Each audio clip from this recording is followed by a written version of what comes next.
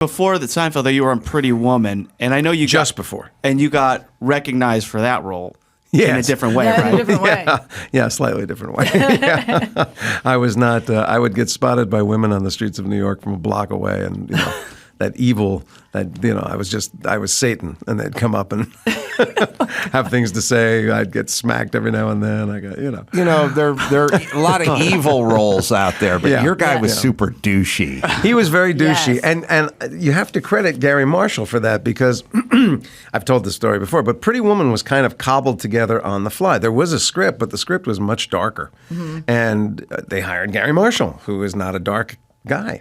And Gary was creating the movie that you now know in his head. But as a result of that, often we'd throw the script out, we'd ad lib, we'd play around, and we would do different kinds of approaches on different scenes. So in the scene, the one that I'm most notorious for is the one where I attack Julia Roberts and then Richard pulls me off and beats me up and throws me out the door.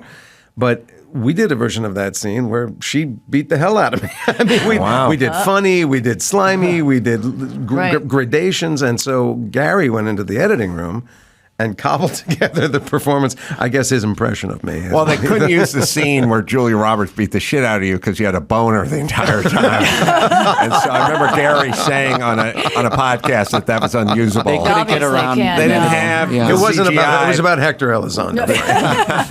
Clearly. How did Seinfeld come about? Did you just go Straight out up for audition? Yeah. They. I think they had seen. I have heard stories that they had liked and or made offers to people before they ever got to me. People like Chris Rock, Danny DeVito, Paul Schaefer. They were very high on. But Larry Miller was one of them too. Larry Miller, that's yeah. right, because Larry Miller and I went to the network on the same day. And he was way more likable in Pretty Woman than You bet he was, Yeah. and funnier.